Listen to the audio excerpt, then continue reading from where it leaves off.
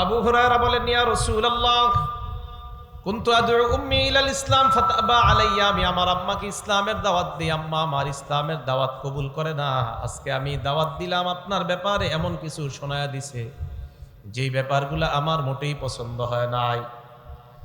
আল্লাহ নবী এই কথা শোনার পর আবু হুরায়রাকে বললেন, আবু হুরায়রা বলো এখন আমি তোমার জন্য কি করব? আবু হুরায়রা বললেন, উদউল্লাহা আইয়াহদিয়া উম্মা আবি হুরায়রা। ইয়া রাসূলুল্লাহ, আপনি আল্লাহর কাছে দোয়া করেন আল্লাহ যেন আবু হুরায়রার মাকে হেদায়েত দিয়ে দেয়। হুজুর আপনি দোয়া করেন আল্লাহর কাছে। তো রাসূল সাল্লাল্লাহু আলাইহি সাল্লাম সাথে সাথে বলছে, আল্লাহুম্মা হদি উম্মা আবি হুরায়রা, আল্লাহ আপনি আবু হুরায়রার মাকে হেদায়েত দিয়ে দেন। আবু হুরায়রা বলেন, আমি বাড়িতে আসলাম, আসার পর দরজার সামনে দাঁড়ায় দেখলাম ওহুয়া মুজাফ, দরজা বন্ধ। বাড়িতে এসে দেখি দরজা বন্ধ। দরজা বন্ধ দেখে আমি দরজার সামনে দাঁড়ায় রইলাম। ভিতর থেকে সামিয়াত উম্মি খসফা কদামাইয়া, আম্মা আমার দুই পায়ের আওয়াজ ভিতর থেকে শুনতে পায়। একটু আগে আম্মা আল্লাহ নবীকে গালি দিলেন, আর যখন আমি বাসার সামনে আসলাম আম্মা আমার পায়ের আওয়াজ শুনতে পেয়ে আম্মা ভিতর থেকে বললেন, মাকানাকা ইয়া আবা হুরায়রা, বড় শান্ত ভাষায় বললেন, আবু হুরায়রা আপন জায়গায় দাঁড়ায়া থাকো। অন্য সময় গালি দেয়, কঠোর ভাষা ব্যবহার করে। আল্লাহ নবী দোয়া করার পর বাসায় আইসা দরজার সামনে দাঁড়ায়া ভিতর থেকে আম্মা বড় নরম সুরে বললেন, আবু হুরায়রা ওই জায়গায় দাঁড়ায়া থাকো। আবু হুরায়রা বলেন, নরম সুর যখন শুনলাম আমি বুঝতে পারলাম যে কিছু একটা ঘটতেছে। সুবহানাল্লাহ।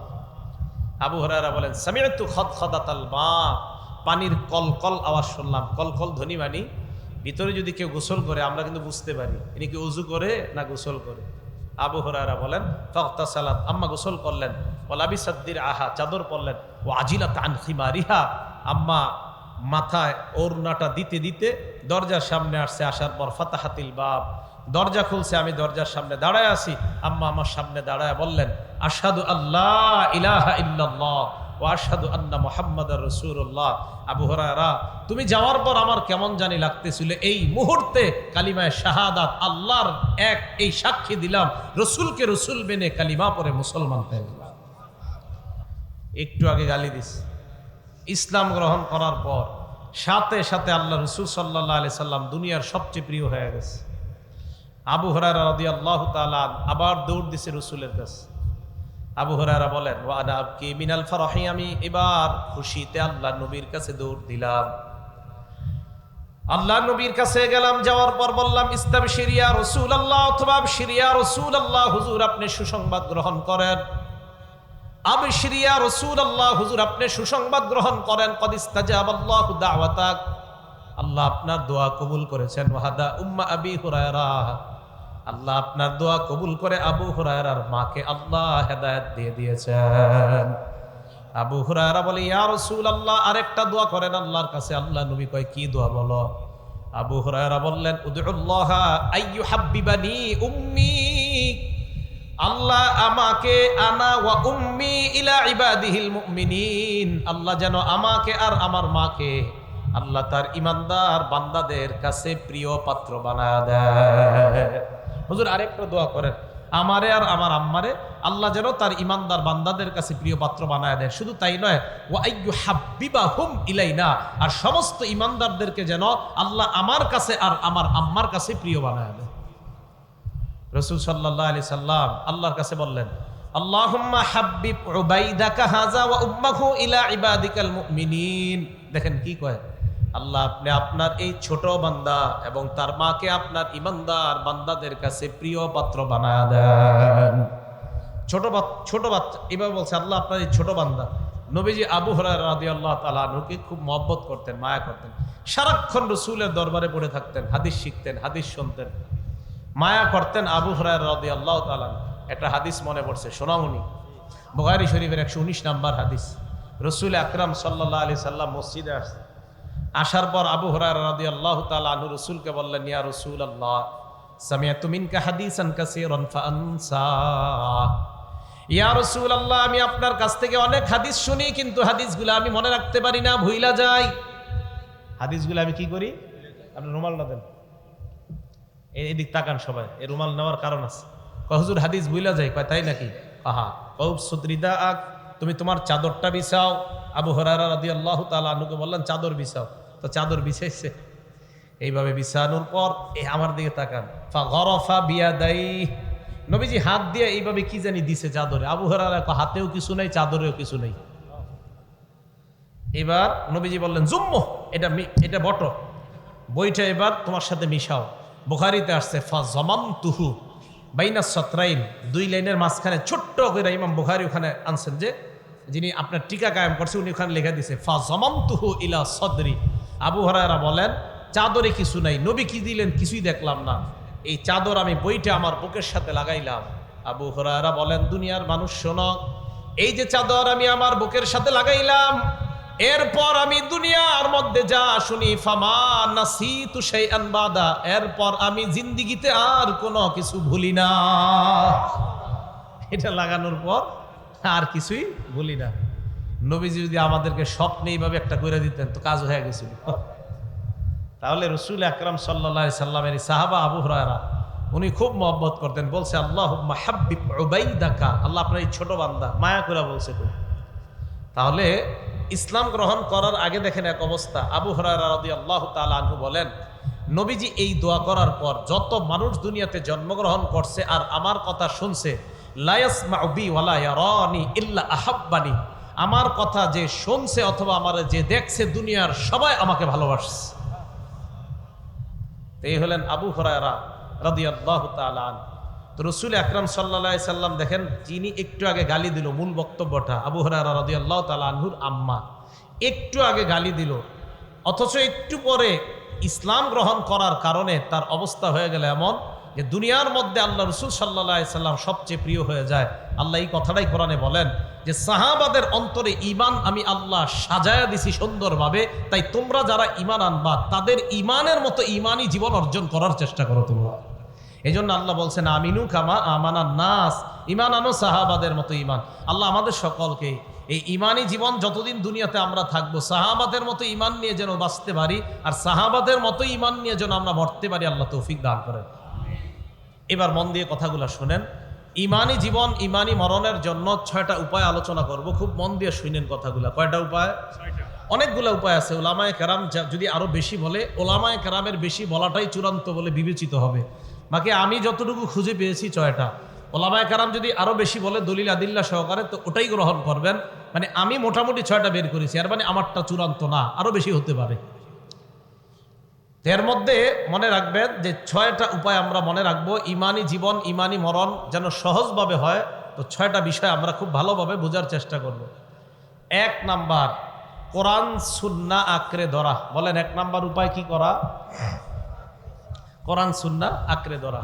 এই ব্যাপারে আপনাদের সামনে 6টা দৃষ্টান্ত দিই, মন দিয়ে শোনেন। দৃষ্টান্ত নাম্বার 1, কিতাবের নাম ইবনে মাজাহ, হাদিসের কিতাব, হাদিস নাম্বার 11। এই হাদিসের বর্ণনাকারীর নাম জাবির ইবনে আব্দুল্লাহ রাদিয়াল্লাহু তাআলা আনহু। তিনি বলেন আন জাবির ইবনে আব্দুল্লাহ রাদিয়াল্লাহু তাআলা আনহু قال কুন্না ইনদান নবী সাল্লাল্লাহু আলাইহি ওয়াসাল্লাম। জাবির ইবনে আব্দুল্লাহ রাদিয়াল্লাহু তাআলা আনহুমার বর্ণনা, তিনি বলেন আল্লাহর নবীর কাছে ছিলাম। ফাখাত্তান, সাধারণ যারা আছেন আপনারা মন দিয়ে শুনেন, ওলামায়ে কেরাম এগুলো জানে, আপনারা বেশি মন দিবেন। সাধারণ জনগণ যারা, বেশিরভাগ আপনাদের শিখা দরকার। আর ওলামায়ে কেরামের সাথে আপনারা মুজাকারা করবেন, ওনারা জানে। তো সাধারণ যারা, আপনাদেরকে একটু পরে পরে আমি জিজ্ঞাসা করবো, আপনারা কিন্তু বলতে হবে। আলেমরা বলতে হবে না, অন্য যারা আছেন আপনারা বলতে হবে। তো দেখেন 1 নাম্বার কোরআন সুন্নাহ আঁকড়ে ধরা। তো জাবির ইবনে আব্দুল্লাহ বলেন রাসূল সাল্লাল্লাহু আলাইহি সাল্লাম একটা দাগ দিলেন। দাগ দেওয়ার পর খত্তাইনি আন ইয়ামিনি, ডানে 2টা দাগ দিলেন। খত্তাইনি আন শিমালি, বামে 2টা দাগ দিলেন। মাঝে একটা দাগ দিলেন, ডানে 2টা দাগ, বামে 2টা দাগ দিলেন। দাগ দেওয়ার পর বললেন হাদা সাবিলুল্লাহি মুস্তাকিমা, হে আমার উম্মত তোমরা শুনে নাও। হাদিসের মধ্যে আসছে সুম্মা ওয়াদআ ইয়াদাহু ফিল খাত্তিল আওসাত, মাঝখানের দাগের উপর হাতটা রাখলেন, রাখার পর বললেন এটাই হলো আল্লাহর সোজা রাস্তা, এটাই হলো সিরাতে মুস্তাকিম। একটা দাগ। চাইটা অন্য হাদিসে আছে যে আশেপাশে অনেকগুলা, অন্য হাদিসে আছে খুতুতন, আশেপাশে অনেকগুলা দাগ। প্রত্যেকটা দাগের উপর একটা শয়তান বসে আমাদেরকে ডাকে, আসো আসো। আর মাঝখানের দাগে আল্লাহ ডাকে। এটাই হলো সোজা রাস্তা। আশেপাশের রাস্তাগুলা বাঁকা রাস্তা। আল্লাহ রসুল এই হাদিস বলার পর এই ওনার কথার সপক্ষে কোরআনের একটা আয়াত তেলাওয়াত করলেন। আল্লাহ রসুল তেলাওয়াত করলেন, ওয়া আন্না হাযা সিরাতী মুস্তাকিমান ফাত্তাবিউ, এটাই হলো আমার রাস্তা, এই রাস্তা তোমরা অনুসরণ করো। ওয়ালা তাত্তাবিউস সুবুলা, আশেপাশের রাস্তাগুলো অনুসরণ করবা না। ফাতাফাররাকু বিকুম আন সাবিলিহি, আশেপাশের রাস্তায় যদি যাও তাহলে এই রাস্তাগুলা মাঝখানের রাস্তা থেকে তোমাদেরকে সরায়া দিবে। এখন থেকে আপনারা সাধারণ জনগণ চা স্টলের সামনে বসে আরেকজনকে বুঝাইবেন যে ভাই শোনো, আল্লাহ রসুল একদিন একটা দাগ দিছে, ডানে দাগ দিছে, বামে দাগ দিছে, মাঝের দাগের উপর রসুল হাত রাইখা বলছে এটাই সিরাতে মুস্তাকিম, এটা সোজা রাস্তা, আশেপাশের রাস্তাগুলা শয়তানের রাস্তা। এরপর এইভাবে বুঝাইবেন আরেকজনকে, রসুল মাঝখানের দাগের উপর হাত রাইখা বলছে এটা সিরাতে মুস্তাকিম, এটা সোজা রাস্তা। এরপর আল্লাহ কোরআনে বলছে এই রাস্তার অনুসরণ করো, আশেপাশের রাস্তায় যাও না, যদি যাও ওই রাস্তাগুলা তোমাদেরকে মাঝের রাস্তা থেকে সরাইয়া দিবে। এভাবে বুঝাইতে পারবেন না? হ্যাঁ, পারবেন না ইনশাল্লাহ। একদম সহজ কথা, কিন্তু মাঝের রাস্তায় না চইলা আশেপাশের গুলায় যদি যাই তো ওই রাস্তাগুলো আমাদেরকে সিরাতে মুস্তাকিম তথা সোজা রাস্তা থেকে দূরে সরাইয়া দিবে। আল্লাহ আমাদের সকলকে সিরাতে মুস্তাকিমের উপর আমরা যেন অটল থেকে চলতে পারি, আল্লাহ তৌফিক দান। 2 নম্বর দৃষ্টান্ত ইবনে মাজার 12 নম্বর হাদিস। আমার দিকে তাকান, এটা একটা চেয়ার না? রসুল সাল্লাল্লাহু আলাইহি সাল্লাম হাদিসে বলেন, এই হাদিসের বর্ণনাকারী সাহাবার নাম মিকদাম ইবনে মাদি কারব রাদিয়াল্লাহু তাআলা আনহু। এই মিকদাম ইবনে মাদি কারব বলেন, রসুল সাল্লাল্লাহু আলাইহি সাল্লাম বলেছেন, ইউশিকুর রাজুলু মুত্তাকিয়ান আলা আরিকাতিহি, এমন একটা জামানা আসবে যেই জামানায় মানুষ সিংহাসনের মধ্যে টেক লাগায়া বসে থাকবে। ইউহাদ্দাসু বিহাদিসিম মিন্নি, তার সামনে আমার হাদিস পেশ করা হবে। হাদিস পেশ করার পর ওই ব্যক্তি বলবে, বাইনানা ওয়া বাইনাকুম কিতাবুল্লাহ, আমাদের মাঝে তোমাদের মাঝে আল্লাহর কিতাব থাকতে হাদিসের কি প্রয়োজন? বলেন নাউজুবিল্লাহ। এদেরকে বলা হয় আহলে কোরআন। কি বলা হয়? যারা বলে শুধু কোরআন মানলেই চলবে, হাদিস মানার কোনো দরকার নাই। আল্লাহ রসুল বলেন তার সামনে হাদিস পেশ করার পর সে বলবে আল্লাহর কোরআন থাকতে হাদিস মানার কি প্রয়োজন? এবার ওই ব্যক্তি যুক্তি দিয়ে বলবে, ফামা ওয়াজাদনা ফীহি মিন হারামিন হারামনা, এই কোরআনের মধ্যে যা হারাম এটাই আমরা হারাম হিসাবে গ্রহণ করলাম। ওয়ামা ওয়াজাদনা ফীহি মিন হালালিন ইস্তাহলালনা, কোরআনের যেটা হালাল এটাকে আমরা হালাল হিসাবে গ্রহণ করলাম। আপনাদের কাছে জানতে চাই, বলেন তো এই কোরআনের হারামকে আমরা হারাম মানি কিনা? কোরআনের হালালকে আমরা হালাল মানি কিনা? তো ওই ব্যক্তিও যুক্তি দিবে আপনারে, কোরআন থাকতে হাদিসের কি দরকার? কোরআনের হালাল মানলেই তো হয়, কোরআনের হারাম মানলেই তো হয়, হাদিস মানার কোনো দরকার নাই। আল্লাহ রসুল সাল্লাল্লাহু আলাইহি সাল্লাম বলে দিলেন, আলা ওয়া ইন্নামা হাররামা রাসূলুল্লাহ মিসলুমা হাররামাল্লাহ, যারা বলে শুধু কোরআন মানলেই চলবে, হাদিস মানার দরকার নাই, তাদেরকে তোমরা জানা দাও আমি আল্লাহ নবী যা হারাম করেছি, আমার হারাম করাটা আল্লাহর হারাম করার মতো হারাম হয়ে যায়। এর মানে কোরআনের হারাম যেমন মানতে হবে আমি নবীর হাদিস থেকে হারাম ওটাও তোমাদের মানতে হবে। কোরআনের হালাল যেমন মানতে হবে আমি নবীর হাদিস থেকে যেই হালাল জানবা ওই হালালও তোমরা মানতে হবে। এটা কেন বলে জানেননি? কোরআনের কোথাও কিন্তু নাই ফজরের নামাজ 2 রাকাত, কোরআনের কোথাও নাই জোহরের নামাজ 4 রাকাত, কোরআনের কোথাও নাই আসরের নামাজ 4 রাকাত, কোরআনের কোথাও নাই মাগরিবের নামাজ 3 রাকাত, কোরআনের কোথাও নাই এশার নামাজ 4 রাকাত। তাই আপনাকে ছলে বলে কৌশলে শুধু কোরআনওয়ালা বানাইতে চায়, হাদিস থেকে আপনারে দূরে রাখতে চায়। কেন? হঠাৎ আপনারে বুঝাবে, এই তুই না শুধু কোরআন মানস। হ্যাঁ আমি তো শুধু কোরআন মারি। এই বেটা কোরআনে কি কোথাও আছে যে জোহর 4 রাকাত? না, আসলেই তো কোরআনে কোথাও তো লেখা নাই জোহর 4 রাকাত। তো তুই 4 রাকাত পড়স কেন? জোহরের সময় খালি আল্লাহর দিকে তাকাইলে হয় নামাজ, আর 4 রাকাত এমনি পড়তে হবে না, এগুলো হাদিসের কথা, হাদিস মানার কোনো দরকার নাই। তো যারা বলবে যে শুধু কোরআন মানলেই চলবে, হাদিস মানার দরকার নাই, তাদের কৌশল হলো উম্মতকে এই 5 ওয়াক্ত ফরজ নামাজের যে পদ্ধতি এই পদ্ধতি থেকে দূরে সরায়া দেওয়া। না, এটা তো কোরআনে লেখা নাই।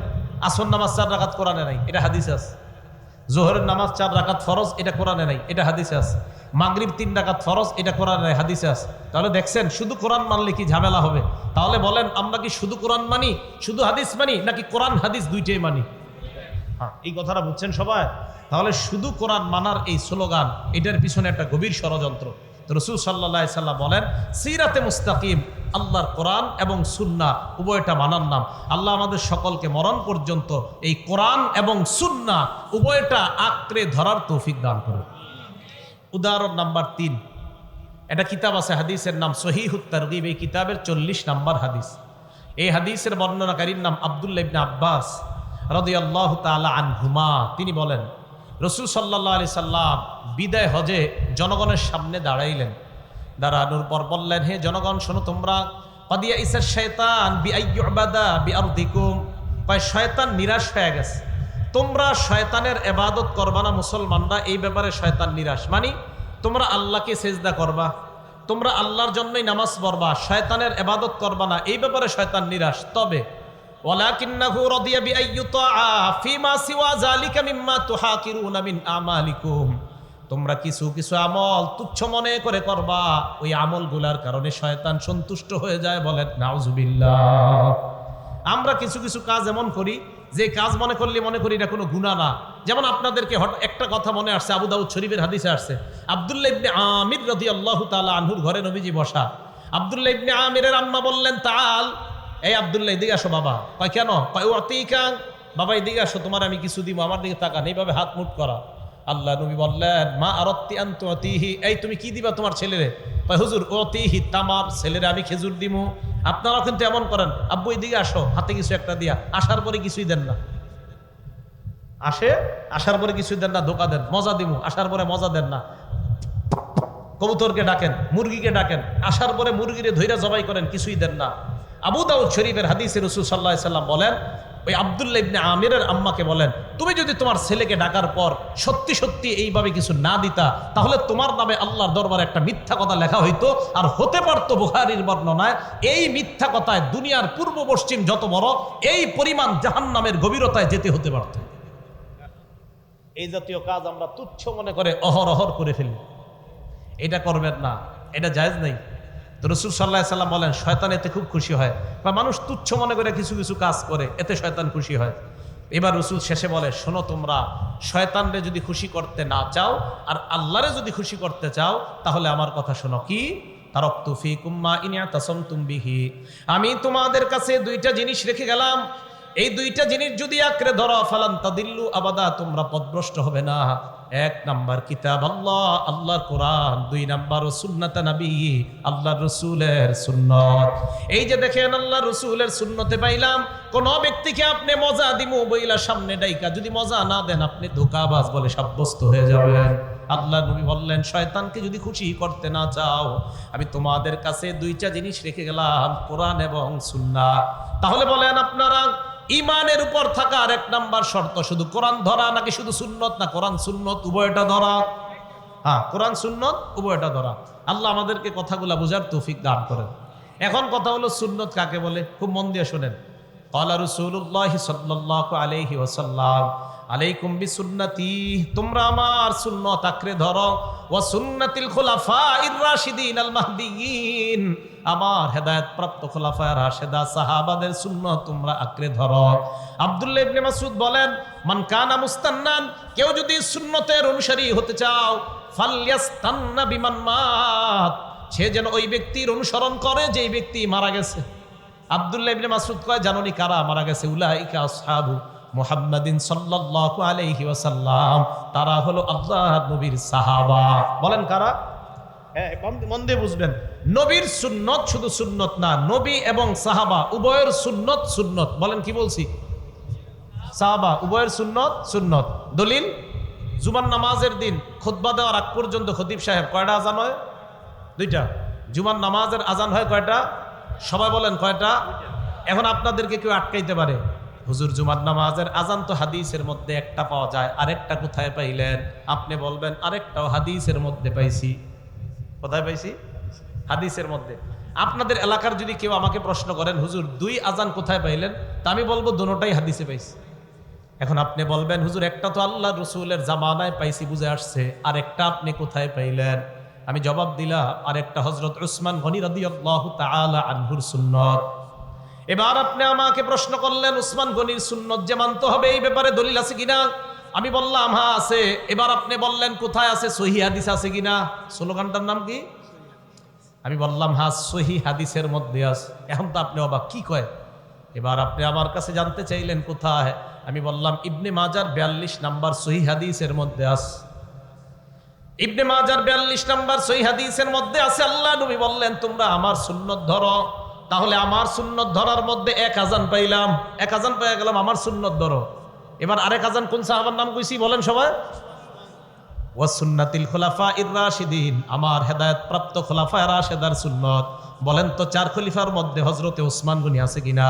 তাহলে হযরত ওসমান গনির সুন্নত ধরার কথাও আল্লাহ নবী বলছেন কিনা? এই তো হয়ে গেছে, তো পান নাই কোথায়? তাহলে এক আজান নবীর সুন্নত, আরেক আজান ওসমান গনির সুন্নত। ওসমান গনিরটা মানতে হবে দলিল, বলবেন নবীরটাও মানতে হবে, ওসমান গনিরটা মানতে হবে। এক হাদিসে এই দলিল আছে। কোন হাদিস? ইবনে মাজার 42 নম্বর হাদিস, প্রথম অংশ আলাইকুম বিসুন্নতি, আমার সুন্নত আঁকড়ে ধরো। তাহলে এক আজান নবীর সুন্নতে পাইলাম। ওয়া সুন্নাতিল খুলাফা, আমার হেদায়েত প্রাপ্ত খুলাফায়ে রাশিদার সুন্নত আঁকড়ে ধরো। দ্বিতীয় আরেকটা আজান পাইলাম হযরত ওসমান গনির সুন্নত। আর ওসমান গনি 4 খলিফার একজন, নবী বলছে তাদের সুন্নত এই বাড়ির দাঁত দিয়ে, যেই দাঁত দিয়ে তোমরা হাড্ডি চাবায়া খাও, ওই হাড্ডি যেই দাঁত দিয়ে তোমরা চাবাও, ওই দাঁত দিয়ে আমার সুন্নত আর আমার ওই সাহাবাদের সুন্নত আঁকড়ে ধরো। এই জন্য কথাগুলা বুঝবেন। শুধু শুধু একজন মানুষের উপরে বেদাতি তকমা লাগাই দিবেন না। এক মসজিদে আপনি গেলেন 20 মিনিট, আপনি পড়াশোনা কইরা 20 বছরের খতিব সাহেবের ভুল ধরে ফেললেন মসজিদে। এই কাজগুলা করবেন না, ঠিক আছে না? এই ঝগড়াগুলা করবেন না, এগুলা একদম ফাও ঝগড়া। উম্মতের মীমাংসিত বিষয়গুলা নিয়ে ঝগড়া করব না। তাহলে আসেন আবার আগের কথায়, কয় জিনিস আঁকড়ে ধরতে হবে ভুলে গেছে। কয় জিনিস? কোরআন সুন্নাহ, কোরআন সুন্নাহ। সুন্নত মানে রসুলেরও সুন্নত, সাহাবাদেরও সুন্নত। আল্লাহ আমাদেরকে বুঝে শুনে আমল করার তৌফিক দান করেন। বলেন তো ইমানের উপর থাকা আর ইমানের উপর মরার কয়টা উপায় বলবো আমরা? 1 নাম্বার কোরআন সুন্নাহ আঁকড়ে ধরা। কয়টার দৃষ্টান্ত গেছে? 3টা। ভুলে যায় সবাই, কয়টা? 3টা। হ্যাঁ, তৃতীয় হাদিস থেকে এখানে গেলাম। চতুর্থ দৃষ্টান্ত সহিহ বুখারী হাদিস নাম্বার 6482 নাম্বার হাদিস। এই হাদিসটা রাসূল সাল্লাল্লাহু আলাইহি সাল্লাম কিভাবে বলে দেখেন। হযরত আবু মুসা রাদিয়াল্লাহু তাআলা আনহু বর্ণনা, তিনি বলেন ইন্না মাসালি ওয়া মাসালা মা বাআসানি আল্লাহু বিহি। আল্লাহ নবী বলেন আমার দৃষ্টান্ত, আমি যেই কোরআন হাদিস নিয়ে আসলাম, এই কোরআন হাদিসের দৃষ্টান্ত কামাসালি রাজুলিন, এমন এক ব্যক্তির মতো, যেই ব্যক্তি আতা কওমা, তার সম্প্রদায়ের কাছে আসছে। আসার পর ওই সম্প্রদায়ের কাছে আইসা বলছে আমি আপনাদের সামনে আসলাম, আসার পর আমি আপনাদেরকে বললাম, ভাঙ্গায় আমি দেখলাম একদল সশস্ত্র বাহিনী অপেক্ষা করতেছে আপনাদের উপর, অস্ত্র নিয়ে তারা যে কোনো সময় হামলা চালাইতে পারে। সদরপুরের এই মুসলমান, আপনারা আমার কথা বিশ্বাস করার ক্ষেত্রে 2 দল হয়ে গেলেন। এক দল আমার কথা মানলেন, মানার পর রাতের বেলা গাট্টি গুট্টি নিয়ে পালিয়ে যে নিরাপদ স্থানে চলে গেলেন। আরেক দল আমার কথা না মেনে রাতের বেলা আরামে ঘুমাইলেন। ফজরের আগে ওই বাহিনী এসে হামলা করে আপনাদেরকে ধ্বংস করে দেয়। আল্লাহ নবী বলেন শোনো তোমরা, আমার দৃষ্টান্ত আর আমি যেই কোরআন হাদিস নিয়ে আসলাম এর দৃষ্টান্ত হলো ওই ব্যক্তির মতো। এক ব্যক্তি তার এলাকায় গেছে, যাওয়ার পর গিয়ে বলল ইন্নী রাআইতুল জাইশা বিআইনাইয়া, আমি এই 2 চক্ষু দিয়ে সশস্ত্র সৈন্যদেরকে দেখে আসলাম। অস্ত্রধারী সৈন্যরা তোমাদের উপর যে কোনো সময় হামলা চালাইতে পারে। এইটুকু বুঝে আসছে? এই কথা বলার পর ফাতাআহু তাইফাতুম মিনহুম, তাদের মধ্য থেকে একদল তার কথাটা বিশ্বাস করছে। করার পর ফাদলাজু ফানতলাকু আলা মুহলাতিহিম, রাতের বেলা তাড়াতাড়ি তারা পালিয়ে নিরাপদ স্থানে চলে যায়। দেখছি কলস যা আছে সব নিয়ে রাতের বেলা নিরাপদ স্থানে চলে গেছে। ওয়াকাজ্জাবাত তাইফা, আরেক দল অবিশ্বাস করছে, থুর ওর কথা বিশ্বাস করি না। এই কথা বলার পর ফাসবাহু মাকানাহুম, রাতের বেলা আরামে ঘুমাইছে। ঘুমানোর পর সাব্বাহাহুমুল জাইশ, ফজরের আগে আইসা হামলা চালাইছে। ফাকাতালাহুম ফাজতাহাহুম, সবগুলা শেষ করে দিছে। আল্লাহ নবী কয় আমার দৃষ্টান্ত ওই ব্যক্তির মতো। এবার মন দিয়ে বুঝেন ভাই, দৃষ্টান্তটা বুঝছেননি? এক ব্যক্তি আইসা বলছে শোনো শত্রু বাহিনী হামলা চালাবে, আপনারা একদল মানছেন আর একদল মানেন নাই। যারা মানছেন নিরাপদ হয়ে গেছেন, আর একদল মানেন নাই ধ্বংস হয়ে গেছেন। তো রসুল বলেন আমি যেই কোরআন সুন্নাহ তোমাদের কাছে রেখে গেলাম, এই কোরআন সুন্নাহ মানার ক্ষেত্রে তোমাদের মধ্যে 2 দল। এক দল আমার কথা মানবে, তারা নিরাপদে জান্নাতে প্রবেশ করবে। আরেক দল আমার কথা মানবে না, ওই ধ্বংসপ্রাপ্ত বাহিনীর মতো তারা জাহান্নামী হবে। বলেন নাউজুবিল্লাহ। তাহলে কোরআন সুন্নাহর দৃষ্টান্ত, চমৎকার দৃষ্টান্তটা আমরা জানলাম। চা দোকানের সামনে গীবত শেখায়াত না কইরা এইগুলো আপনারা আলোচনা করবেন। সিরাতে মুস্তাকিমের আলোচনাটা মনে থাকবে না? সোজা রাস্তা, আশেপাশে রাস্তা, এইগুলো আলোচনা করবেন। আরেকটা বললাম যে দেখ তোদের এলাকায় এক ব্যক্তি আসছে, আসার পর বলল একদল বাহিনী তোদের উপর হামলা চালাবে, একদল তোরা মানলি তার কথা, আরেকদল মানলো না। রাসূল সাল্লাল্লাহু আলাইহি সাল্লাম বলছে আমি ওই ব্যক্তির মতো, যে যেই ব্যক্তির কথা একদল মানছে তারা নিরাপদ, আরেক দল মানে নাই, তারা নিরাপদ হইতে পারে নাই, ধ্বংস। রাসূলও বলেছেন আমার কথা যারা মানবে তারা নিরাপদে জান্নাতে যাবে, যারা মানবে না তারা জাহান্নামে যাবে। এভাবে বুঝাইতে পারবেন না আরেকজনকে? মাশাআল্লাহ, আল্লাহ তৌফিক দান করেন। উদাহরণ নাম্বার 5, সহিহ বুখারী হাদিস নাম্বার 7280 নাম্বার হাদিস। এই হাদিসের বর্ণনাকারী আবু হুরায়রা রাদিয়াল্লাহু তাআলা আন আবি হুরায়রা রাদিয়াল্লাহু তাআলা আনহু قال قال رسول الله صلى الله عليه وسلم। আবু হুরায়রা রাদিয়াল্লাহু তাআলা আনহুর বর্ণনা, আল্লাহ নবী বলেন কুল্লু উম্মতি ইয়াদখুলুনাল জান্নাহ, আমার সব উম্মত জান্নাতে যাবে। সুবহানাল্লাহ, আমার সব উম্মত কোথায় যাবে? তবে ইল্লা মান আবা, যারা অস্বীকার করে তারা জান্নাতে যাবে না। কিলা মাইয়াবা ইয়া রাসূলুল্লাহ, সাহাবারা বললেন ইয়া রাসূলুল্লাহ, অস্বীকার করে কারা? এই ব্যাপারে আপনার কাছে জানতে চাই। আল্লাহ নবী জবাব দিলেন মান আতাআনি ফাকাদ দাখালাল জান্নাহ, যারা আমার অনুসরণ করে, তারা আমাকে স্বীকার করে, তারা জান্নাতে যাবে।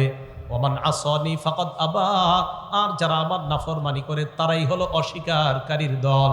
আল্লাহ আমাদের সকলকে অস্বীকারীর দল থেকে আমরা যেন বেঁচে থেকে আল্লাহ রসুলের আনুগত্যশীল উম্মত হওয়ার তৌফিক দান করেন। 6 নাম্বার দৃষ্টান্ত, সহিহ বুখারী হাদিস নাম্বার 7288 নাম্বার হাদিস। বিসমিল্লাহ। এই হাদিসের মধ্যে রাসূল আকরাম সাল্লাল্লাহু আলাইহি সাল্লাম বলেন দাউনি মা তারাকতুকুম, আমি তোমাদেরকে যা বলি তোমরা এগুলা মাইনা নাও, এত প্রশ্ন করো না। এখন প্রশ্ন, হুজুর এই যুগে কেমনে মানবো? ওলামায়ে কেরাম যেভাবে বলবে এইভাবে মানবেন। বলেন কি বলছি? এলাকায় দাওরা হাদিস মাদ্রাসা আছে না? এই মাদ্রাসার ওলামায়ে কেরামরা যেভাবে কোরআন সুন্নাহ মানতে বলবে ওইভাবে মানবেন। উনি 20 বছর পড়াশোনা করছে, তো উনি পড়াশোনা করার পর আপনি 20 মিনিট পড়াশোনা করে ওনারে একদম 24 ঘন্টা প্রশ্নের উপর রাখেন। আরে রাসূল সাল্লাল্লাহু আলাইহি সাল্লাম বলেছে দাউনি, আমার ছাড়ো, এত প্রশ্ন করো না তোমরা, যেমনি কই এমনি মানো। তো রাসূল সাল্লাল্লাহু আলাইহি সাল্লাম বলেন ফাইন্নামা হালাকা মান কানা ক্বাবলাকুম, তোমাদের পূর্বের জাতি ধ্বংস হয়েছে 2 কারণে। জোরে বলেন কয় কারণে? 1 নাম্বার বিকাসরতি সুআলিহিম, আজাইরা বেশি প্রশ্ন করার কারণে। 2 নাম্বার ইখতিলাফিহিম আলা আম্বিয়াইহিম, নবীদের বিরোধিতা করার কারণে তোমাদের পূর্ববর্তী জাতি ধ্বংস হয়ে গেছে। আল্লাহ নবী বলেন ফামা নাহাইতুকুম আন শাইইন ফাজতানিবু, আমি তোমাদেরকে কোনো বিষয় নিষেধ করলে এটা থেকে তোমরা বিরত থাকবা। ওয়ামা আমারতুকুম বিআমরিন, আমি যদি কোনো বিষয়ে আদেশ করি ফাতু মিনহু মাসতাতাতুম, যথাসাধ্য এটা মেনে নেওয়ার চেষ্টা করবা। তাহলে নবীর হুকুম মানি প্রশ্ন ছাড়া, নবীর নিষেধকে আমরা বর্জন করি প্রশ্ন ছাড়া। কথা মনে থাকবে তো সবার? এখন রসুলের হুকুম কিভাবে মানবো? নবীর ওয়ারিস ওলামায়ে কেরাম যারা কোরআন হাদিস পড়ছে ওনারা যেইভাবে বলবে ওইভাবে মানবেন। আপনাদের এলাকার আল্লামা আব্দুল গাফফার সাহেব থাকতে আপনারা আবার কার কাছে দৌড়ান? কথা মনে থাকবে সবার? তাহলে ওলামায়ে কেরাম যেইভাবে ব্যাখ্যা দিবে এইভাবে কোরআন সুন্নাহ। আল্লামা আব্দুল গাফফার সাহেব আপনাদের এই দিকে কেমন দাম জানি না, ঢাকা শহর ওলামায়ে কেরাম হুমরি খেয়ে পড়ে ওনার কাছে, ওনার কোরআন হাদিস শোনার জন্য। একের পর এক খালি বলতেই থাকে, সব বলতেই থাকে। কি ফতুয়া স্বামী বলবেন আর কোন কিতাব বলবেন, একের পর এক চলছে, তো গাড়ি চলছে সামনে। তা আপনাদের এলাকার হাস্তি ওনারা। তাহলে কোরআন সুন্নাহ উলামায়ে কেরাম যেভাবে ব্যাখ্যা করবে আমরা মেনে নিব। বলেন তো ইমানের উপর থাকার উপায় কয়টা? 1 নাম্বার কোরআন সুন্নাহ মেনে নেওয়া। কিভাবে? ওলামাদের ব্যাখ্যা অনুযায়ী। আল্লাহ আমাদের সকলকে এই 1 নাম্বারটা মেনে ইমানের উপর থেকে ইমান নিয়ে যেন মরতে পারি, আল্লাহ তৌফিক দান করেন। 2 নাম্বার, আমি কিন্তু একটু পরে জিজ্ঞাসা করবো আপনাদেরকে 1, 2, 3 কি কি। 2 নাম্বার, নিয়মিত ভালো আমল কম হলেও নিয়মিত করা। মনে করেন আপনি দৈনিক 33 বার সুবহানাল্লাহ পড়েন, এটা একদিনও ছাড়বেন না। আপনার একটা অভ্যাস হলো আপনি প্রতিদিন 33 বার সুবহানাল্লাহ, 33 বার আলহামদুলিল্লাহ, সালাত আদায় করার পর এগুলো পড়া। একদিনও আপনি এটা ছাড়বেন না। হঠাৎ আপনি ছেড়ে দিচ্ছেন না, এটা যেন না হয়, বরং আরো বাড়াবেন আমল, কমাবেন না। সহিহ বুখারী হাদিস নাম্বার 5861 নাম্বার হাদিস, 5861। এই হাদিসের মধ্যে আসছে রাসূল আকরাম সাল্লাল্লাহু আলাইহি সাল্লাম বলেন ইন্না আহাব্বাল আমাল ইলাল্লাহ, মন দিয়ে শোনেন, আল্লাহর কাছে সবচেয়ে প্রিয় আমল ওই আমল মা দামা ওয়া ইন কাল্লা, যেই আমলটা বান্দা নিয়মিত করে যদিও আমলটা কম হয়। একটা আমল যদিও কম কিন্তু বান্দা নিয়মিত করে, এই আমলটা আল্লাহর কাছে বেশি প্রিয়। কথাটা মনে থাকবে না ইনশাল্লাহ? তাহলে নিয়মিত আপনি মাশাআল্লাহ একটা আমল করেন। যেমন আপনার একটা অভ্যাস যে হুজুর আমি তো প্রত্যেকদিন বিছানায় বৈশা আমি 50 বার দুরূদ শরীফ পড়ি, এটা আপনার নিয়মিত অভ্যাস। হঠাৎ আপনি ছেড়ে দিয়েছেন, এরকম যেন না হয়। আপনি ডেলি পড়বেন, বরং পরের দিন আপনি 51 বার পড়বেন, পরের দিন 52। আমল বাড়াবেন, কমাবেন না। আল্লাহ আমাদের সকলকে বুঝার তৌফিক দান করেন। তাহলে বলেন ইমানের উপর থাকার, ইমান নিয়ে মরার কয় উপায়? 1 নাম্বার কোরআন সুন্নাহ আঁকড়ে ধরা, 2 নাম্বার আমল নিয়মিত করা যদিও কম হয়, 3 নাম্বার ভালো মানুষের সোহবতে যাওয়া। বলেন কি বলছি? হ্যাঁ, আল্লাহ ওয়ালাদের সোহবতে যাওয়া। বলেন আল্লাহ ওয়ালাদের সোহবতে যাওয়া। সূরা তাওবা আয়াত নাম্বার 119 নাম্বার আয়াত, আল্লাহ বলেন ইয়া আইয়ুহাল্লাযীনা আমানুত্তাকুল্লাহ, হে ঈমানদারগণ তোমরা আল্লাহকে ভয় করো। ওয়া কুনু মা'আস সাদিকিন, সত্যবাদীদের সাথে তোমরা থাকো। বুখারীর বর্ণনা 2101 নম্বর হাদিসে আল্লাহ নবী বলেন মাসালুল জালিসিস সালিহি ওয়াল জালিসিস সু, আপনার সন্তান দৈনিক কার সাথে উঠা বসা করে? আল্লাহ নবী কয় ভালো করে তোমরা শুনে নাও, সৎসঙ্গ আর অসৎ সঙ্গের দৃষ্টান্ত আল্লাহ নবী বলেন কাসাহিবিল মিসকি ওয়াকিরিল হাদ্দাদ, সৎসঙ্গের দৃষ্টান্ত হলো আতর বিক্রেতার মতো, অসৎ সঙ্গের দৃষ্টান্ত হলো কামারের মতো। জোরে বলেন সৎসঙ্গের দৃষ্টান্ত কার মতো? আতর বিক্রেতা। অসৎ সঙ্গের দৃষ্টান্ত কার মতো? কামারের মতো। আপনার সন্তানটা কার সাথে নিয়মিত উঠা বসা করে ভালো করে তদারকি করেন। আল্লাহ নবী কয় তুমি যদি আতর বিক্রেতার কাছে যাও 2টা লাভ হবে তোমার, হয়তো 2টার একটা লাভ হবেই তোমার। 1 নাম্বার ইম্মা আনতাশতারিয়া, হয়তো তুমি তার কাছ থেকে আতর কিনবা, হয়তো আতর কিনবা। আর যদি তোমার আতর কিনার টাকা না থাকে আও তাজিদু মিনহু রিহান তাইয়্যিবা, তার কাছ থেকে তুমি ফ্রি ফ্রি গ্রান পাইবা।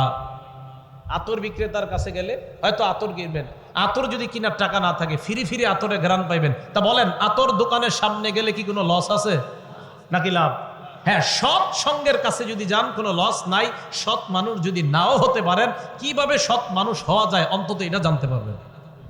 ভাই কথাগুলো মনে থাকবে। এবার অসৎ সঙ্গের দৃষ্টান্ত নবীজি বলেন অসৎ সঙ্গের দৃষ্টান্ত হলো কামারের মতো। কামারের দোকানের সামনে যদি তুমি যাও ইম্মা ইউহরিকু বাদানাক, হয়তো তার দোকানের সামনে গেলে তোমার শরীরটা জ্বালিয়ে দিবে, আও সাওবাক, অথবা তোমার কাপড় জ্বালায় দিবে। না হুজুর আমার কাপড়ও জ্বালায় না, আমার শরীরও পুরায় না। আল্লাহ নবী কয় তাজিদু মিনহু রিহান খাবিসা, অন্তত ফিরি ফিরি দুর্গন্ধ তার দোকান থেকে পাইবা, ফিরি ফিরি দুর্গন্ধ পাইবা। তাহলে আতর বিক্রেতার দোকানের কাছে গেলে সহিহ বুখারীর 2101 নম্বর হাদিস রাসূল বলেন হয়তো আতর কিনবা আর তোমার পকেটে টাকা নাই, ফিরি ফিরি আতরে ঘ্রাণ পাইবা, তার মানে ওখানে গেলে লস নাই। কামারের দোকানের সামনে যাইবা, হয়তো জামা নষ্ট হবে, না হয় শরীর নষ্ট হবে। না হুজুর আমার জামাও নষ্ট হয় না, শরীরও নষ্ট হয় না। রাসূল কয় তো কি হইছে? দুর্গন্ধ তো পাইবা।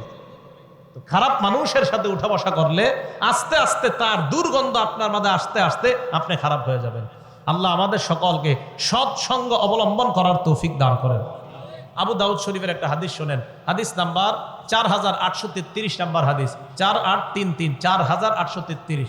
এই হাদিসের মধ্যে রাসূল আকরাম সাল্লাল্লাহু আলাইহি সাল্লাম বলেন আন্নাসু আলা দীনি খলিলি, মানুষ তার বন্ধুর রীতি নীতির অনুসারী হয়। আমার সাথে ওলামা ছাড়া অন্যরা বাংলাটা বলেন, বলেন মানুষ তার বন্ধুর রীতি নীতির অনুসারী হয়। মানে মানুষ যাকে মহব্বত করে তার নীতি গ্রহণ করতে চায়। এলাকার অনেক ছেলে আছে চুলের স্টাইলটা অমুক নায়কের মতো বানাইতে চায়, অনেক মেয়ে আছে তার স্টাইলটা অমুক নায়িকার মতো করতে চায়। রাসূল বললেন মানুষ যাকে মহব্বত করে তার রীতিনীতি অনুসরণ করতে চায়। আরে আমাদের যুবক ছেলেরা তাদের আইডল তো হবে আব্দুল্লাহ ইবনে আব্বাস, আব্দুল্লাহ ইবনে মাসউদ। আর আমাদের মা বোনরা তারা তো ফলো করবে আম্মা জান আয়েশা সিদ্দিকাকে, তখন আম্মা জান আয়েশা সিদ্দিকা রীতি তার মধ্যে আসবে। আব্দুল্লাহ ইবনে আব্বাস আর আব্দুল্লাহ ইবনে মাসউদের কথা যুবকরা যখন শুনবে, তাদেরকে মহব্বত করলে তাদের রীতিনীতি তার মধ্যে আসবে। রাসূল বলেন ফালয়ানজুর আহাদুকুম মাইয়ু খালিল, মানুষ চিন্তা করবা তুমি কাকে বন্ধু বানাও, তো যাকে বন্ধু বানাও তার রীতিনীতি কিন্তু তোমার মধ্যে আসবে। যদি খারাপকে বন্ধু বানাও তো খারাপ রীতিনীতি আসবে, ভালোকে যদি বন্ধু বানাও তো ভালো রীতিনীতি তোমার মধ্যে আসবে। এই জন্য আল্লাহ ওয়ালাদের কাছে বেশি যাওয়া। বলেন ভাই কার কাছে যাওয়া? এটা হলো 3 নাম্বার। ওলামারা বলবেন না, সামনে জনগণ বলেন ইমানের উপর থাকা, ইমান নিয়ে মরার কয় উপায়? 1 নাম্বার কোরআন সুন্নাহ আঁকড়ে ধরা, 2 নাম্বার ভালো আমল ডেলি করা যদিও সেটা কম হয়, 3 নাম্বার মাশাআল্লাহ আল্লাহ ওয়ালাদের সোহবতে যাওয়া, 4 নাম্বার ইমান তাজা করা। বলেন কি বলছি? আরেকটা বাংলা বলেন ইমান নবায়ন করা। বলেন ইমান আবার নবায়ন করে কিভাবে? একটা কিতাব আছে না মাজমাউজ জাওয়ায়েদ, 2 নাম্বার খণ্ড 214 নাম্বার পৃষ্ঠা। আন আবি হুরায়রা রাদিয়াল্লাহু তাআলা আনহু ক্বালা রাসূলুল্লাহ সাল্লাল্লাহু আলাইহি ওয়াসাল্লাম, আবু হুরায়রা রাদিয়াল্লাহু তাআলা আনহুর বর্ণনা, আল্লাহ নবী বলেন জাদ্দিদু ঈমানাকুম, তোমরা তোমাদের ঈমান নবায়ন করো। সাহাবারা বললেন কাইফা নুজাদ্দিদু ঈমানানা ইয়া রাসূলুল্লাহ, ঈমান নবায়ন করব কিভাবে হুজুর আমাদেরকে বলে দেন। আল্লাহ নবী বললেন আকসিরু কাওলা লা ইলাহা ইল্লাল্লাহ, লা ইলাহা ইল্লাল্লাহর আলোচনা বেশি বেশি করবা, তোমাদের ঈমান আল্লাহ তাজা বানায়া দিবেন। তাহলে এটা কিভাবে হবে? এই মাহফিলে আসবেন, ইসলামী মজলিসে বসবেন। ওলামাদের মাঝে মাঝে ইসলামী মজলিস হয় এদিকে, আমি জানি আল্লামা আব্দুল গাফফার সাহেব হুজুরের অনেক মজলিস হয়ে পারে, হজরতের মজলিসগুলোতে যাবেন। আমি এদিকের হুজুরে আসলে এদিকে আসি না, তো হুজুরের নামটা আমরা বেশি জানি কেন, হুজুর ঢাকা শহরে আপনাদের এদিকের মধ্যে খুব প্রসিদ্ধ। আর ওইদিকে গোহারডাঙ্গার আল্লামা রুহুল আমিন সাহেব হুজুর আছেন, আর এদিকে আছেন আপনাদের খুলনার নুরুল আমিন সাহেব, আল্লামা নুরুল আমিন সাহেব। ওনাদের নামগুলো আমাদের ঢাকা বেশি প্রসিদ্ধ, ওনারা ঢাকা যাতায়াত বেশি, তাই ওনাদের নামগুলা, এর মানে অন্য আলেমদেরকে আমি ছোট করতেছি না, মাশাআল্লাহ এদিকে অনেক বড় বড় উলামায়ে কেরাম। তো বলছি যেই আলেমরাই কোনো মজলিস কায়েম করে তাদের মজলিসে ঈমান তাজা হবে, ঈমান তাজা হবে। অথবা হালকায় জিকির হয় যেইগুলাতে, ওখানে যাবেন। তাবলীগের তালিমের মজলিসে বসবেন, গাছতের মজলিসগুলাতে আপনারা শরীক হবেন, ঈমান তাজা হবে। ভাই কথাগুলো মনে থাকবে তো ইনশাআল্লাহ? এলো 4 নাম্বার। 5 নাম্বারটা বলবো? আচ্ছা, 5 নাম্বার মেসওয়াক করা। 5 নাম্বার কি করা? মেসওয়াক করা। হুজুর ছাড়া অন্য কারা আজকে মেসওয়াক করছেন?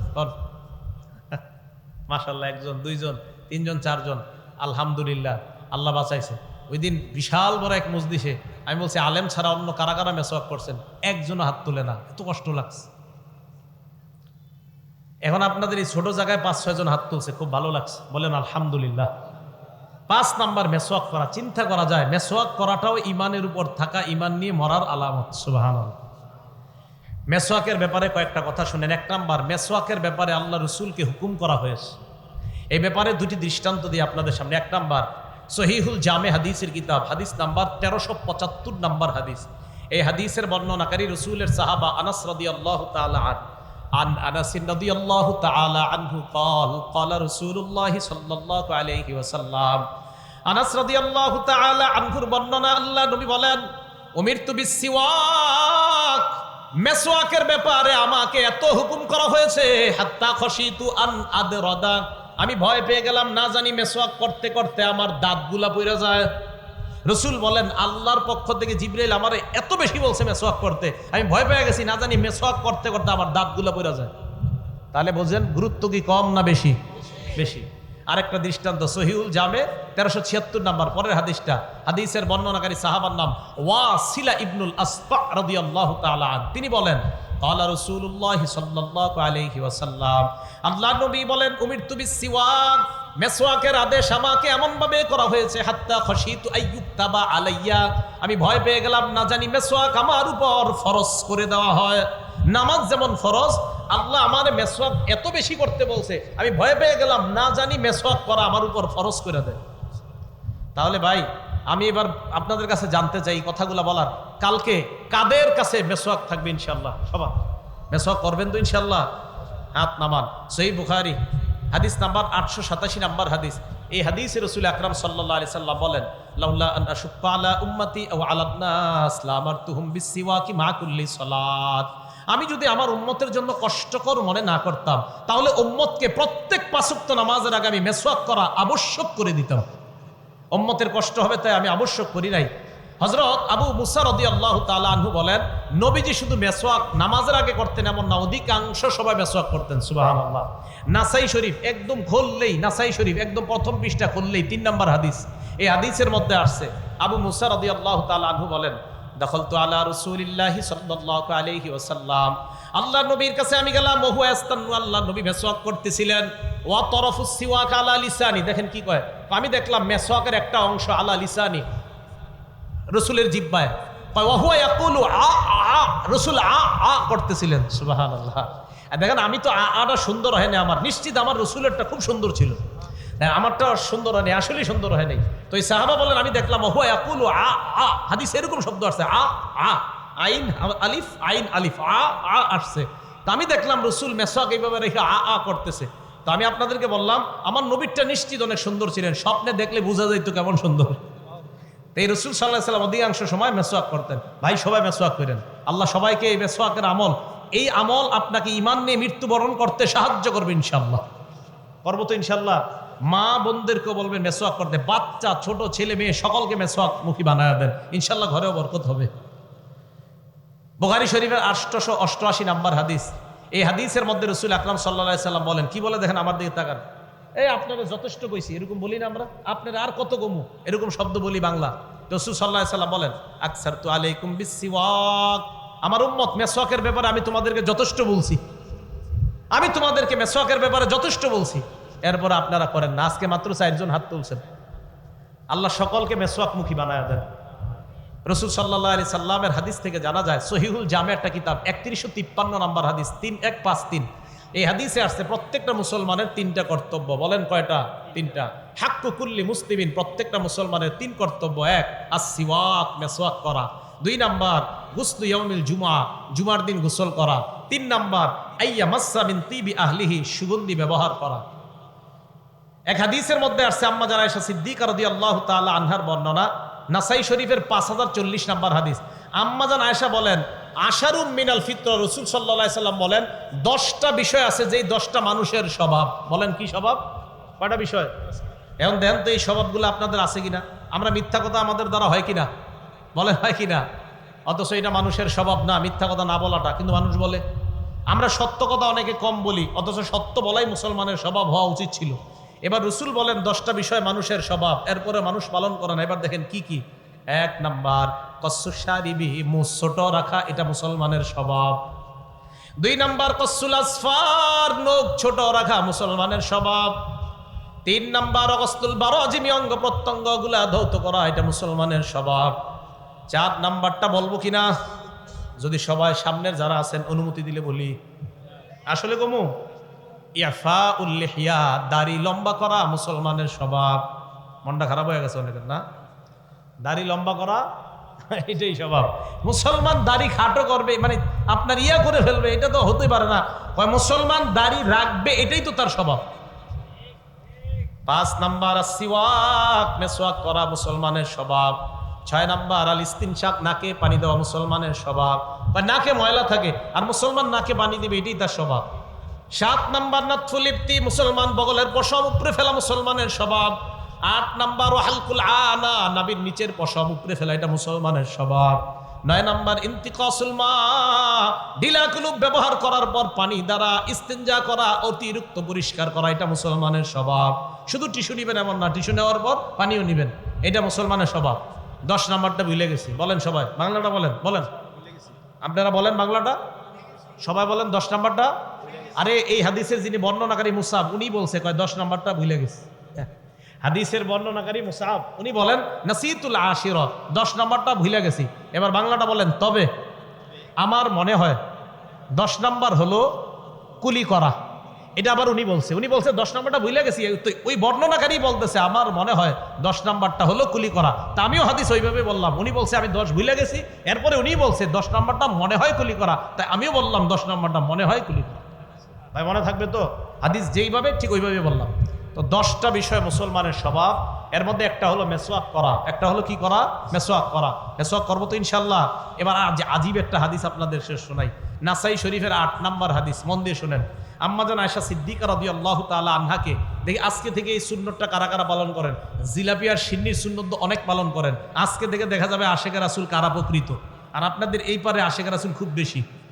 তো রাসূল আকরাম সাল্লাল্লাহু আলাইহি সাল্লাম ওনার বিবি আম্মা জান আয়েশা সিদ্দিকা রাদিয়াল্লাহু তাআলা আনহাকে একজন প্রশ্ন করলেন, আম্মা জান বিআইয়ি শাইইন ইয়াবদাউন নাবিয়্যু সাল্লাল্লাহু আলাইহি ওয়াসাল্লাম ইদা দাখালাল বাইত। আম্মা জান আয়েশা সিদ্দিকাকে প্রশ্ন করলেন, আম্মা জান আল্লাহর নবী যখন বাহির থেকে মসজিদে আসতেন সর্বপ্রথম কি কাজ শুরু করতেন? আম্মা জান জবাব দেয় ক্বালাত বিসসিওয়াক, নবী বাহির থেকে ঘরে আসার পর সর্বপ্রথম মেসওয়াক করতেন। এটা কোনো কথা? ঘরে আসছে মেসওয়াক, সর্বপ্রথম ঘরে এসে মেসওয়াক। তাহলে আল্লাহ রাসূল সাল্লাল্লাহু আলাইহি সাল্লামের এই আমলটা দেখি কারা কারা করতে পারেন। সত্যি নবীর সাথে গোপন প্রেম তৈরি হবে আপনার। এই সুন্নতগুলো পালন করেন, নবীর সাথে গোপন মহব্বত তৈরি হবে। এরকম আশিক রাসূল পাইবেন না আপনারা যারা ঘরে ঢুকে এটা করতে পারে। হ্যাঁ, জিলাপি দেওয়া হবে মসজিদে আসর নামাজের পর, তখন দেখবেন আশিক রাসূলের অভাব নাই। কিন্তু এই সুন্নত পালন করতে বলবেন, তখন মুষ্টিময় কয়েকজন মানুষ মহব্বতের পাওয়া যাবে। হ্যাঁ, আমার নবী বাহির থেকে ঘরে আইসা সর্বপ্রথম মেসওয়াক করতেন, বাস আমিও ঘরে এসে মেসওয়াক করবো। 7 নাম্বার পারবো না ইনশাল্লাহ। এরপরে দেখেন বুখারী শরীফের 245 নম্বর হাদিস। এই হাদিসের বর্ণনাকারী হুযাইফা রাদিয়াল্লাহু তাআলা উনি বলেন, কানা রাসূলুল্লাহ সাল্লাল্লাহু আলাইহি ওয়াসাল্লাম ইদা কামা মিনাল লাইল ইয়াশুসু ফাহু বিসসিওয়াক। নবী যখন রাতের বেলা তাহাজ্জুদ পড়তে উঠতেন, মেসওয়াকের মাধ্যমে দাঁতগুলার পরিচ্ছন্নতা আল্লাহ রাসূল বাড়ায়া নিতেন। আমি অনুবাদটা কি করলাম? পরিচ্ছন্নতা বাড়াইতেন। ইয়াশুসু মানে পরিচ্ছন্ন করতেন। আমার নবীর দাঁত এমনি পরিষ্কার, তাই বললাম পরিচ্ছন্নতা আরো বাড়াইতেন। সুবহানাল্লাহ। রাসূল সাল্লাল্লাহু আলাইহি সাল্লাম তাহাজ্জুদ নামাজ পড়তেন 2 রাকাত, পড়ার পর আবার মেসওয়াক করতেন। ইবনে মাজাহ 288 নম্বর হাদিস, আব্দুল্লাহ ইবনে আব্বাসের বর্ণনা। উনি বলেন রাসূল রাতের বেলা ইসল্লি রাকাতাইন 2 রাকাত নামাজ পড়তেন। তা আমরা 2 রাকাত 4 রাকাত নামাজ পড়লে একটু চা খাই, বাইরে যাই যে একটু চাটা খাই, পানি টানি খাই। রাসূল কি করতেন? সুম্মা ইয়ানসারিফু ফায়াস্তাগ, আল্লাহ রাসূল একটু এইদিকে যায় মেসওয়াক করতেন। তাহলে ভাই এটা আজীব এক আমল। এবার হযরত আলী কি বলে দেখেন, বলেন তো আমরা কোরআন পড়ি কি দিয়ে? মুখ দিয়ে। বলেন কোরআন পড়ি কি দিয়ে? মুখ দিয়ে। এ আমার দিকে তাকান। আউযু বিল্লাহি মিনাশ শাইতানির রাজীম, বিসমিল্লাহির রহমানির রহিম। ওয়া ইয ক্বালা রাব্বুকা লিল মালাইকাতি ইন্নী জাইলুন ফিল আরদি খলিফা। কি দিয়ে বললাম কোরআন? ইবনে মাজাহ 291 নম্বর হাদিসের বর্ণনা, হযরত আলী বলেন, ইন্না আফওয়াহাকুম তুরুকুন লিল কুরআন, তোমাদের এই মুখগুলা হলো কোরআনের রাস্তা। ফাতাইয়িবুহা বিসসিওয়াক, কোরআনের রাস্তাটা মেসওয়াকের মাধ্যমে পবিত্র বানাও। তোমাদের মুখ কোরআনের রাস্তা, এই রাস্তা মেসওয়াক দিয়ে পবিত্র বানাও। এবার আরেকটা বর্ণনা শোনেন, কিতাবের নাম আল জামিউস সগীর, আল্লামা সুয়ুতির লেখা, 775 নম্বর হাদিস। এই হাদিসে রাসূল বলেন, যখন তোমরা নামাজে দাঁড়াও, একটু আগে কোন নামাজ পড়ছি আমরা? এশা। আগামীকাল কোন নামাজ পড়বো ইনশাআল্লাহ? ফজর। এই ফজরের সুন্নত আমরা নিজেরা পড়বো, আর ইমাম সাহেবের বিশেষ জামাতে আমরা নামাজ আদায় করব। রাসূল বলেন, তোমরা যখন নামাজে কেরাত পড়ো, ওয়াদা মালাকুন ফাহু আলা ফিহি আল্লাহু আকবার, একজন ফেরেশতা তার মুখটা তোমার মুখের সাথে লাগায়, লা ইয়াখরুজু মিন ফামিহি শাই ইল্লা দাখালা ফামাল মালাক, তোমার মুখ থেকে যা বের হয় ফেরেশতার মুখ দিয়ে তার পেটে ঢুকে। আমি আপনি নামাজে কেরাত পড়লে কার মুখ দিয়ে পেটে ঢুকে? ফেরেশতা। রাসূল কয়, এ উম্মত তোমার কি একটু শরম করে না? ফেরেশতার মুখ দিয়া তোমার মুখ থেকে কোরআন বের হয়ে তার মুখে ঢুকে, তো তোমার মুখটা যেন পরিষ্কার থাকে। তো রাসূল বললেন, যখন নামাজে দাঁড়াও ফালইয়াস্তাক, তখন মেসওয়াক করে নামাজে দাঁড়াও। মনে থাকবেন ইনশাআল্লাহ। নাসাই শরীফের 5 নম্বর হাদিস, রাসূল সাল্লাল্লাহু আলাইহি সাল্লাম বলেন, আসসিওয়াকু মাতহারাতুল লিল ফাম, মেসওয়াক হলো পবিত্রতার উপায়। আমার দাতুল লিরব, আল্লাহরে খুশি করার উপায় হলো মেসওয়াক করা। আল্লাহরে কারা কারা খুশি করতে চাই? ইনশাআল্লাহ মেসওয়াক করবেন তো? এই এলাকার উলামায়ে কেরাম আপনারা সাক্ষী থাকেন, সবাই ওয়াদা করছে মেসওয়াক কিনবে। আপনারা প্রত্যেক মসজিদে যারা আছেন মুসল্লিদেরকে জোর দিয়ে এই আমলটা করাবেন ইনশাআল্লাহ। আব্দুল্লাহ ইবনে ওমর, রাসূল সাল্লাল্লাহু আলাইহি ওয়াসাল্লাম সাহাবা, এটা আল জামিউস সগীরের হাদিস, আপনার 6901 নম্বর হাদিস, 6901 6901। এই হাদিসে আসছে, কানা ইবনে ওমর লা ইয়ানামু ইল্লা ওয়াসসিওয়াকু ইনদা রাসি, আব্দুল্লাহ ইবনে ওমর যখন ঘুমাইতেন মেসওয়াক মাথা